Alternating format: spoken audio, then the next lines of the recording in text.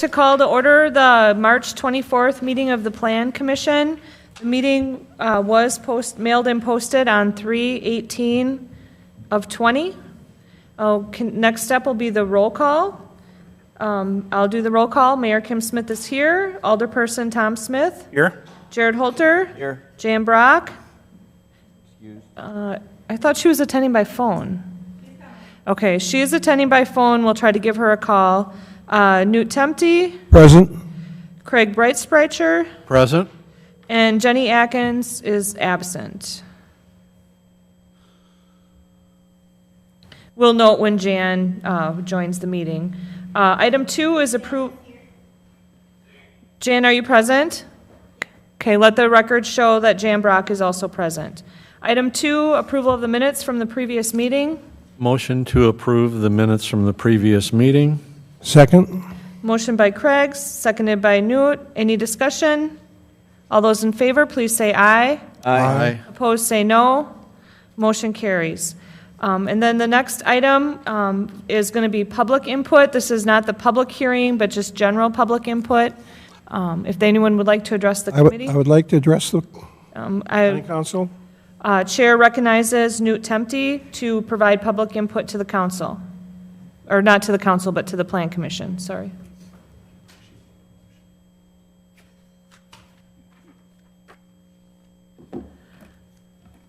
Knut Temte, 1051 Wilson Street, Onalaska, Wisconsin. In January, I brought up the idea that we, many years ago, had looked at the idea of Onalaska becoming a Wi-Fi city. And at that time, it was not feasible either from a technical or a financial standpoint.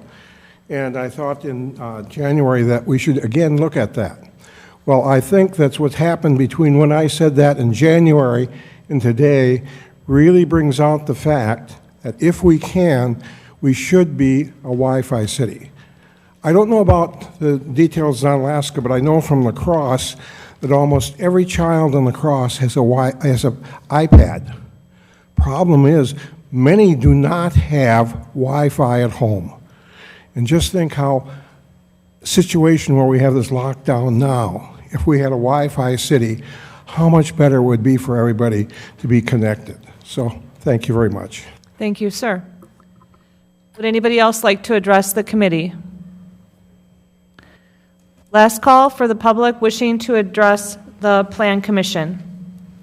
Okay, that part of the meeting is closed. And before we move on to the public hearing, I just want to thank everyone for coming tonight. We do have 2 public hearing notices for developments in Onalaska that were noticed prior to the declaration of emergency.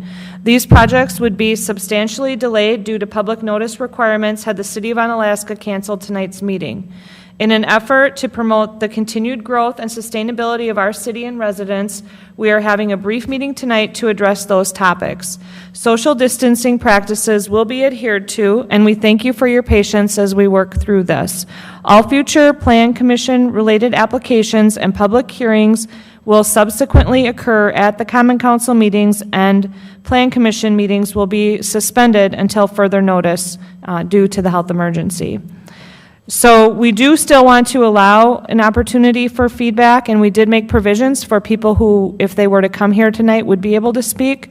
But if you are not here and you still have feedback and wanted to comment on any of these projects, you may still submit comments to Katie Aspenson, who is in charge of our planning department, and her email is kaspenson@onalaska.wi.gov. And this can be done anytime between now and April 5th of 2020. Those comments will be included in the Common Council packet as additional information for the Common Council to make their final determinations at the April 14th, 2020 meeting. So please make sure to include your full name and address with your provided commentary. So we do still want to be receiving those comments as we transition from this meeting to City Council. So with that being said, we'll move on to consideration and possible action on the following items. Item 4 is a public hearing to consider the conditional use permit filed by David and Mary Stokes at 311 Popular Street on Alaska, 54650, for the purpose of replacing a 6-foot privacy fence with an 8-foot privacy fence on the parcel located at 311 Poplar Street on Alaska, Wisconsin, tax parcel 186202-0. And I'll turn it over to Katie for her input.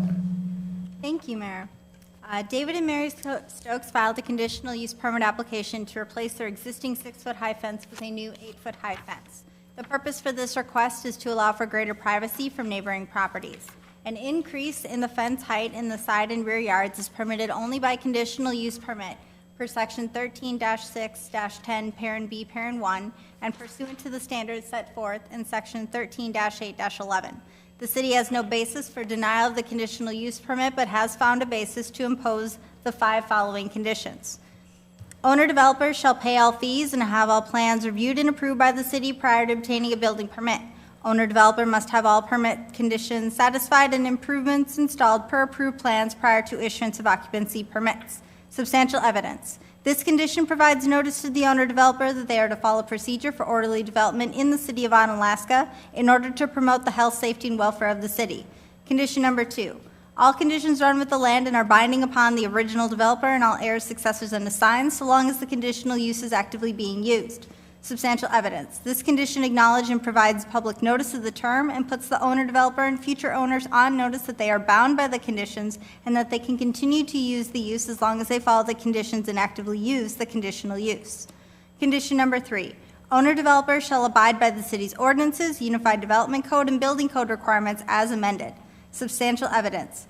This condition assures that the owner-developer understands that they must follow the city's Unified Development Code and Building Code, which they are required to follow in every way, and as that they are receiving the benefit of being allowed to have a use that is not within the standards of the city zoning code. Failure to follow city ordinances may result in loss of their conditional use permit. Condition number 4. The conditional use permit shall be reviewed every 5 years to ensure continued use. Substantial evidence. This shifts the burden to the owner of the property to provide proof that the use is active and continuing. Ensuring that existing permits are still valid and being properly used ensures compliance with the city's procedures and ordinances and promotes interaction and communication with the city, which further orderly development and the health, safety, and welfare of the city. Condition number 5. This is a new condition. Applicant to provide documentation approving the installation of the fence by a simple majority of the Sand Hill Estates Condominium Association. Substantial evidence. This condition affirms property owner consent to the conditional use permit application, which is required for processing an application. Action requested. As a public hearing will be held, testimony based on substantial evidence from the public should be listened to and considered before deciding on the requested conditional use permit application. Only where no reasonable conditions could exist to allow the conditional use may a conditional use permit be denied. Thank you, Katie. I'll make a motion that we approve. Public hearing. Oh, that's right, I'm sorry. Make a motion that we move it to the public hearing, right? We're done. Either just- way, Just do it. I think we can just open the Okay. public hearing. right. So is there anybody that would like to speak in favor of the conditional use permit? Katie? I would like to speak on behalf of the property owner who was unable to attend tonight due to the health crisis. They did note that they had received the simple majority, which has been included in your packet this evening. They went out and talked to all the owners that were available. And they also wanted to note that they did not intend to necessarily do 8 feet on all sides of the structure, just where it would be needed. So this essentially would allow them to go up to 8 for the entirety, but they don't intend to do it for the full. Okay, thank you. Is there anyone else that would like to speak in favor of the conditional use permit? Third and final call for those speaking in favor of the conditional use permit. Not seeing any, I'll ask for those wishing to speak against the conditional use permit. Second call for those wishing to speak against the conditional use permit. And then the final call for those wishing to speak against the conditional use permit for the fence at Mary and David Stokes' residence. Okay. Not seeing anyone, I will declare the public hearing closed and turn it over to the committee for recommendation. I would make a motion to approve the conditional use permit with the 5 conditions as noted by staff. I'll second that. Motion by Craig, seconded by Newt to approve the conditional use permit with the 5 conditions mentioned. Any further discussion? Yes. Craig? Katie, this is more of a procedural thing, and we talked a little bit about this before. In a situation like this where you have property external to the condominium itself is owned by an association, did Amanda have a specific opinion as far as should the individual condominium owner be bringing that forward when they're putting a fence on land that does not belong to them as a majority owner? They're only a minor owner? Or should the association be bringing that forth?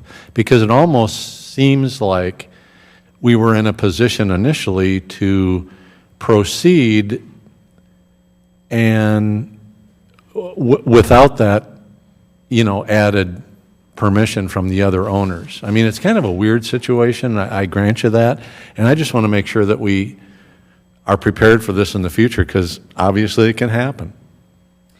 So it was originally missed that it was the condominium association by staff. So when speaking with our legal counsel, we had noted that as long as the majority of the condominium association had approved the application, or signed the application, which is shown in the paperwork in the application, that it could proceed.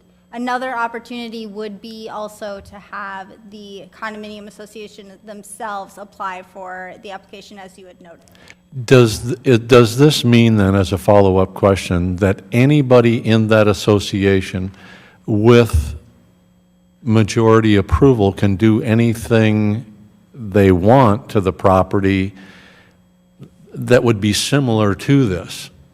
In the future, we won't have conditional use. Understood, yeah. Of this nature, so we shouldn't be seeing items like this coming forward. Okay. Any further. Okay, thank you. And thank you. Any other discussion by the committee?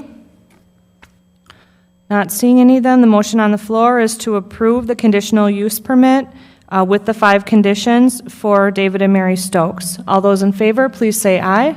Aye. Those opposed say no. Motion carries unanimously.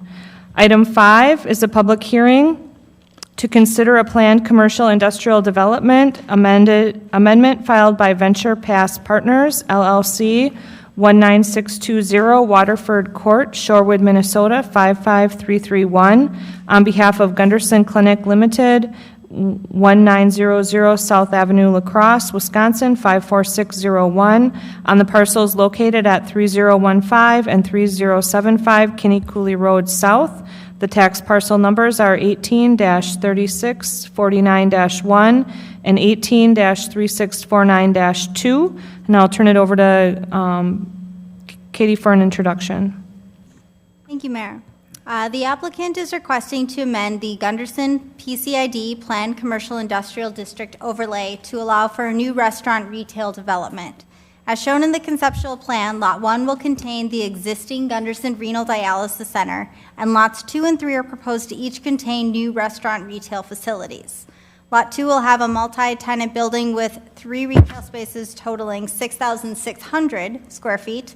Lot 3 is proposed to have 1 building for the use of a restaurant totaling 4,833 square feet with a double drive-through along State Road 16. They are proposing a total of 138 parking stalls to serve the entire development. Included in your packet is a conceptual site plan showing the proposed parcel reconfiguration, location of new buildings, proposed signage, parking, and other site amenities. Also included in the packet is the attached letter from the developer that describes the overall development and requested deviations from the Unified Development Code zoning ordinance, as summarized briefly below. Proposed uses, restaurant, including full-service, fast casual, fast food restaurants, either as a freestanding structure or a multi-tenanted building, drive-throughs, retail sales, and all the uses that were originally approved in the original PCID in May of 2002, including business offices, clinics, and hospitals, credit unions, banks, drugstores, pharmacies, motels, optical stores, professional office, restaurants, financial institutions, hotel, large business offices, health, recreational athletic clubs and facilities, research and development, laboratories, and a daycare.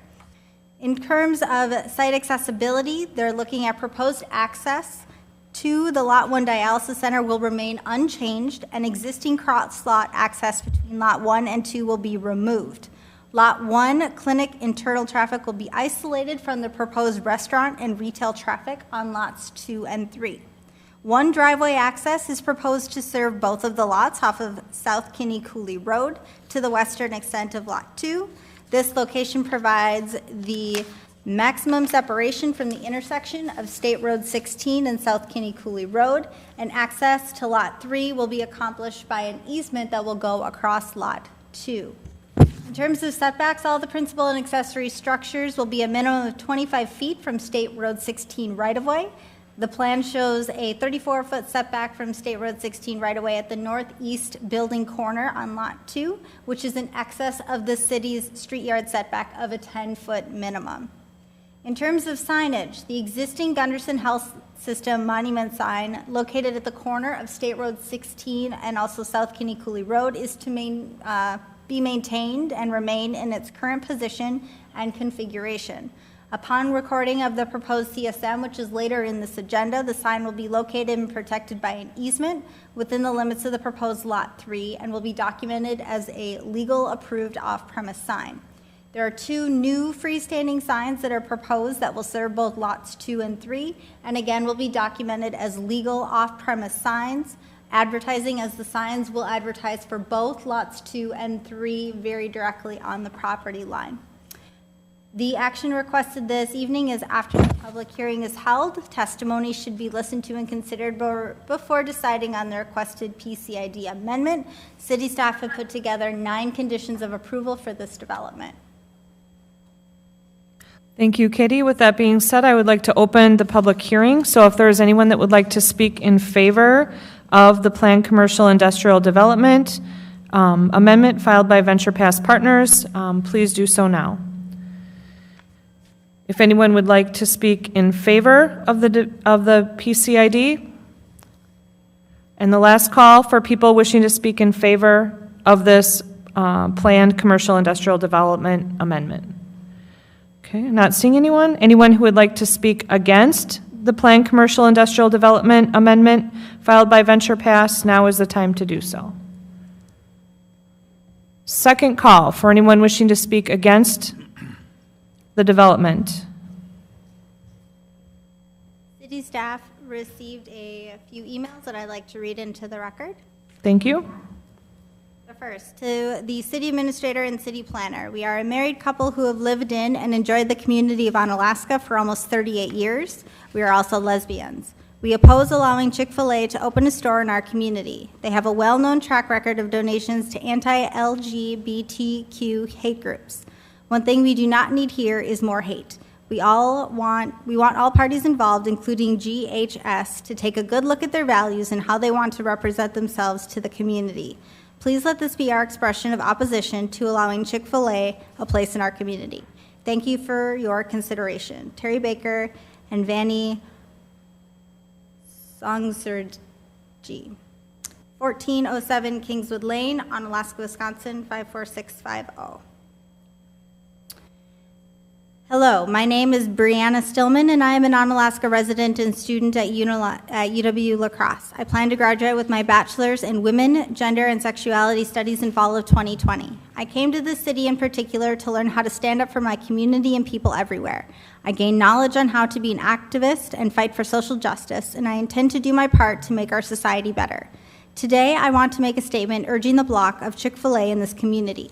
As a community, we should denounce all ties to discrimination and hate, including corporations like Chick-fil-A that promote bias and intolerance against the LGBTQ plus community. LGBTQ plus individuals are members of our community, and if you choose to allow Chick-fil-A in this community, the people of this community will resist and to protect the ones that are equal to us, our LGBTQ plus friends and family. I sincerely hope that the just choice is made and Chick-fil-A is unwelcomed here. Thank you. Brianna Stillman, 513 Bluebird Court, Onalaska, Wisconsin, 54601.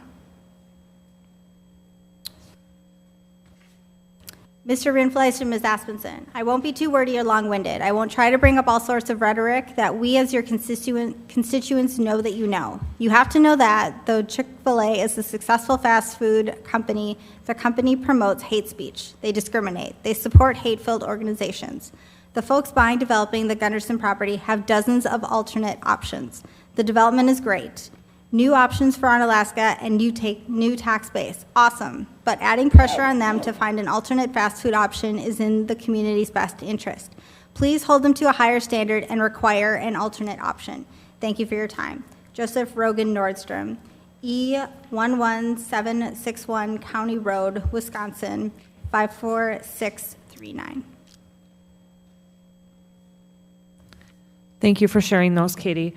And as we mentioned earlier, both any emails that we receive either before, in favor of, or against will be included for the council to review before the council meeting where the final decision is going to be made.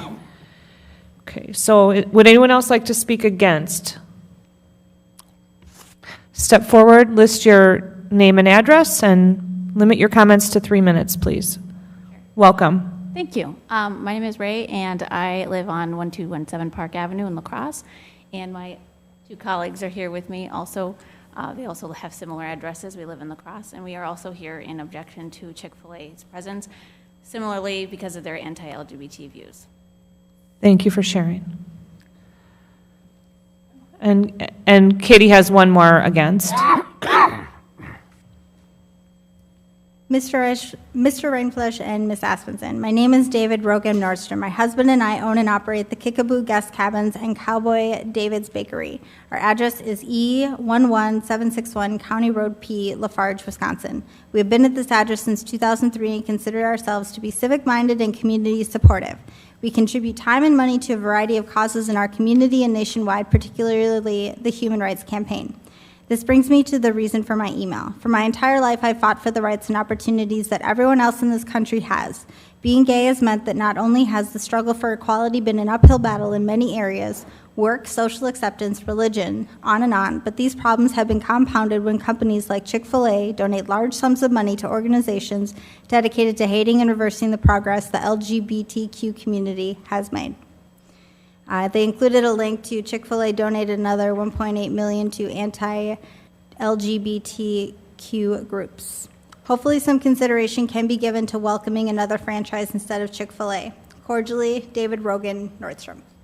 Thank you for sharing that. Is there anyone else who would like to speak against the planned commercial industrial development amendment?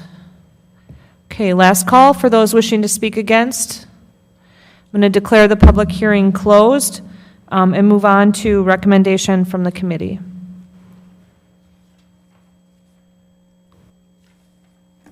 Thank you for coming in tonight. I would make a recommendation to approve the PCID amendment with the 9 conditions attached. I would second that.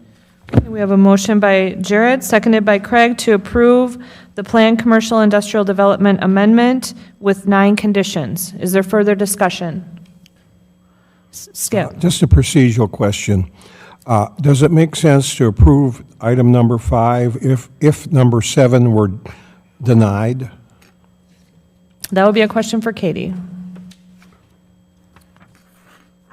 Item number 5 is strictly discussing the uses and how they would be outlaid. If we did not approve item number 7, which is the CSM, we would be able to make alterations to that CSM at a later time. Because in 5, we're talking about the lots and things like that, and we haven't approved that they can even exist. So I just think it's a procedural thing, that's all. I just want to bring it up that we don't run into any problems. Katie, are we going to do those 2 items tonight, or are we going to defer those to council? Okay. Okay, any further discussion? Go ahead, Jared. One thing I was going to bring up with this development in your agenda tonight, item number 4 does state that traffic study must be performed by the developer and submitted to the city for city engineer's approval. We have had that traffic engineering analysis performed, has been submitted to city staff. We did review that traffic analysis. Once I reviewed it, I actually did go to another second-party engineering firm to gather more input on that, because I know this area with this development and the Gunderson campus in general is a very busy place. The traffic impact analysis study did not have any necessary changes that were needed to the geometrics of the lane configuration out in this area. Obviously, we would be introducing more traffic into the area, but my review of the report and that of the two different traffic engineers, the one that actually performed the study and actually one that reviewed it, were that it's within acceptable levels of what you would see. Thank you for sharing that. And then Craig? That kind of answers my question, because my concern, and I was going to come back to Jared with the question, because that left turn lane coming off of Kenny Cooley onto 16 at times can be problematic. And with this additional development, I'm going, what do we do now? Yeah. Let's take Tom first and then go back to Jared. I think we talked about this last time, and it's kind of tied to this, is the driveway. The biggest concern is where you curve around there. It's going to be busy, people coming in and out of there, and then keep going. A quick trip. Past the hotel and everything else. Did we talk about also the possibility the driveway would be back further, more by the Gunderson building there, the kidney dialysis thing? That's on the other end of it, right? Yep. Has there been discussion on that yet? Yeah, we did discuss that with the developer.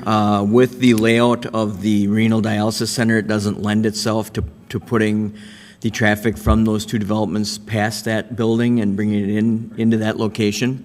When we did look at this area, a couple things. One Craig did bring up is State Trunk Highway 16, the left turn lane. The area out there, the city did extend that left turn lane approximately 5 years ago, and that was actually recommended as part of the 1997 Master Development Plan, and we waited as long as we could to do that. With that, also the intersection with the Quick Trip for the private roadway that goes behind the Quick Trip is probably going to see just more level of service difficulties than actually this will. The new driveway that's going in. The new driveway, one thing that's interesting about this area that really you can see in the traffic impact analysis is it's unique in that there's only one way in and one way out. And most of the Gunderson Lutheran traffic, Gunderson Health System traffic that comes into the development are a lot of their staff. They've got the administrative center with 500 or 600 people in that, and most of the staff that comes in to work at the clinic will come in the morning. So if you're out there before 9 o'clock in the morning, there's a lot of traffic coming into the Cooley.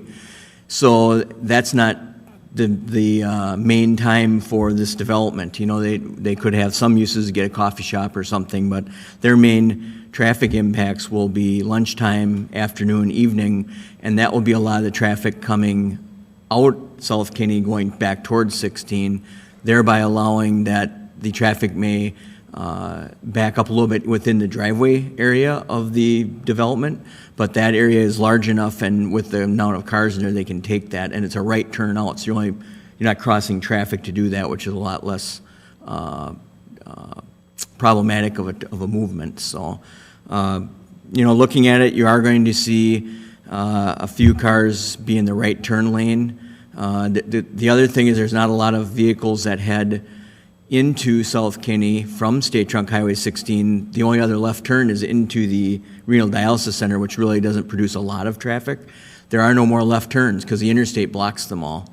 So it is an interesting area as far as traffic. If we had another traffic generator on the other end of the Cooley that like it connected into something or had circular traffic movements, probably would have a little different outcome. But I think just the way this lays out from the traffic impact analysis, it looks like it's going to work. Thank you, Jared. Any other comments or questions? Sure. Okay, so we have a motion on the floor to approve the planned commercial industrial development amendment with 9 conditions. All those in favor, please say aye. Aye. Those opposed say no. Motion carries unanimously.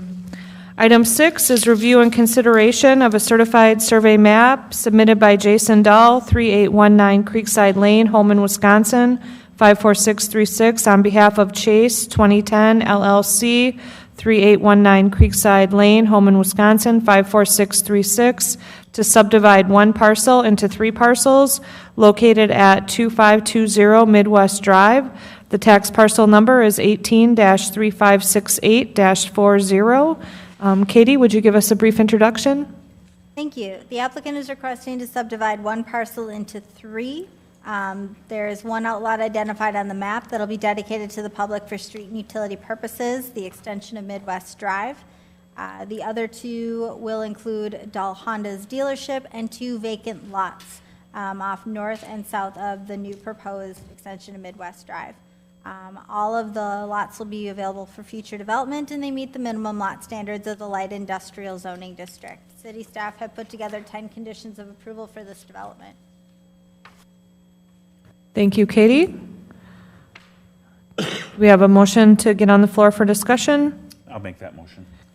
Motion by Tom Smith, I'll second. seconded by Newt Temte, to approve the certified survey map with 10 conditions. Discussion.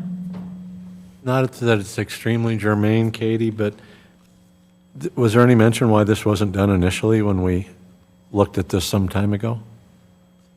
I think the intent was to get them to begin construction as soon as possible. And they originally were planning on the development would come up off of the cul-de-sac with an extended driveway. So we knew this was coming. It's just a matter of order. Okay. To allow them to begin their project. Okay. I can accept that. Any other questions or concerns? All right, the motion on the floor is to approve the certified survey map submitted by Jason Dahl with 10 conditions. All those in favor, please say aye. Aye. Those opposed say no. Motion carries unanimously.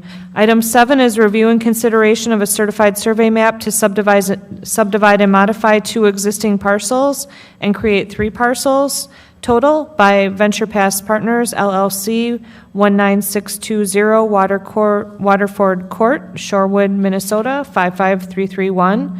On behalf of Gunderson Clinic LTD, 1900 South Avenue, La Crosse, Wisconsin, 54601, on parcels located at 3015 and 3075 Kinney Cooley Road South, which are tax parcel numbers 18-3649-1 and 18-3649-2. I'm sorry for the reverberation. I'm trying to, can everyone hear it, or is it just me? Okay, so I'll turn it over to Katie for a brief introduction. Venture Pass Partners LLC is proposing to subdivide 2 parcels into 3. Lot 1 will be the renal dialysis center. Lots 2 and 3 will have new restaurant retail facilities. There's a variety of easements that are included in the packet that discuss water, sewer, storm water access, and signage. The proposed parcels meet all the dimensional requirements of the light industrial zoning district. City staff have put together 9 conditions of approval for this development.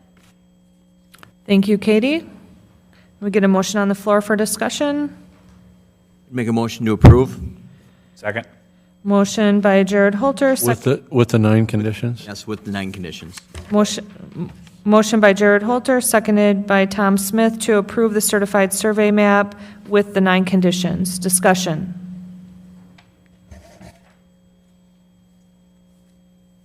No discussion. All those in favor, please say aye. Aye. Those opposed say no. Motion carries unanimously.